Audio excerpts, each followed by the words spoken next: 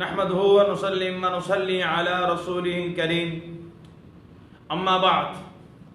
میرے بھائیوں، میں آپ حضرات کے سامنے حضرات اہل بیت کے فضائل اور مناقب کا تذکرہ کر رہا ہوں۔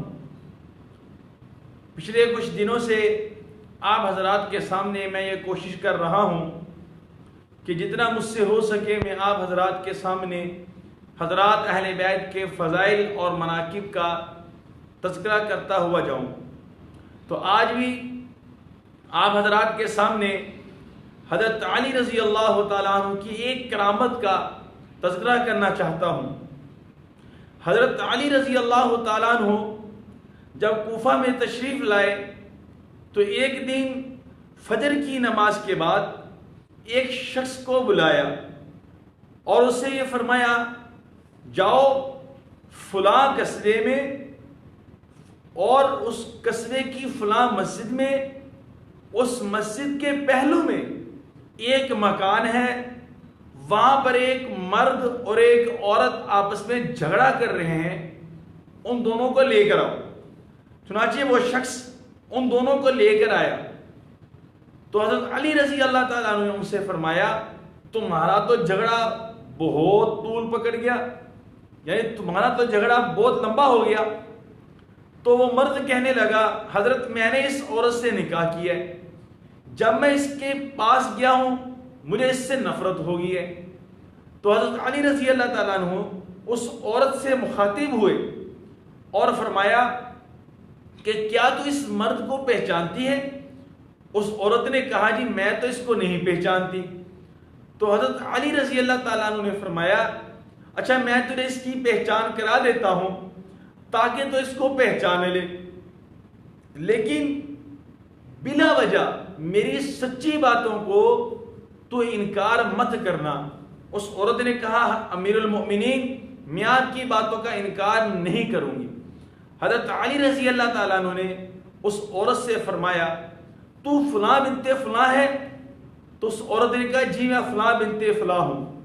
حضرت علی نے فرمایا، تیرا ایک چچا زاد بھی تھا، اس نے جس سے تجھے بہت زیادہ محبت تھی، اس نے ایک مرتبہ تجھ سے زنا کیا جس کی وجہ سے تو حاملہ ہو گئی۔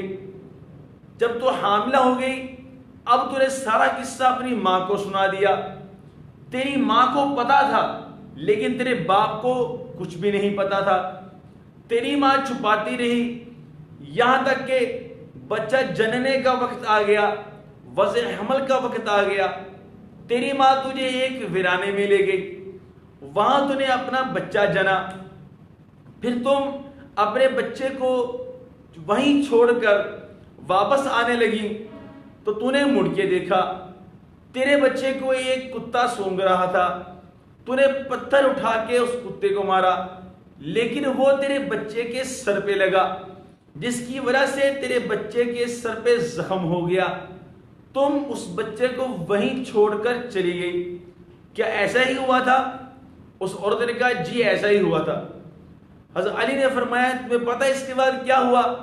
عورت عرض کرنے لگی، آپ بتا دیجئے اس کے بعد کیا ہوا؟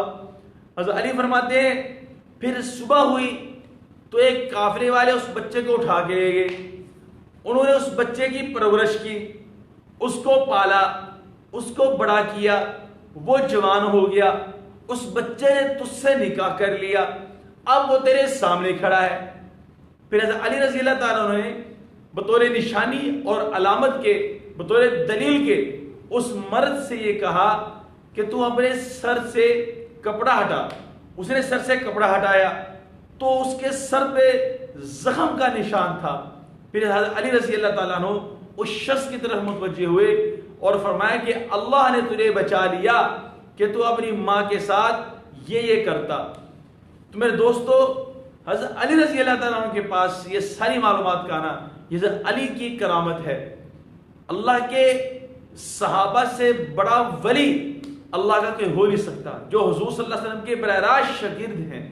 میرے دوستو، یہ کرامت بھی اللہ جل شانہ اپنے اولیاء کو عطا فرماتے ہیں۔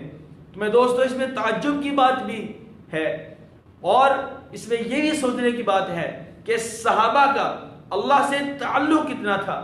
صحابہ نے اللہ کو اپنا محبوب بنا لیا تو اللہ نے بھی ان کو اپنا محبوب بنا لیا. دنیا میں جو چاہا اللہ نے ان کو دیا. میرے دوستو یہ محبوب کی باتیں ہیں. میرے دوستو اللہ سے دعا ہے کہ اللہ جل شانہ ہمیں بھی صحابہ کرام جیسا تعلق عطا فرمائے اور ہمیں بھی اللہ اپنا ایسا محبوب بنا لے جیسے کہ اللہ نے صحابہ کو اپنا محبوب بنایا تھا. تو میرے دوستو اللہ سے دعا ہے کہ اللہ جل شانہ ہمیں صحابہ کے نقش قدم پر چلنے کی توفیق عطا فرمائے. وما علینا الا البلاغ المبین.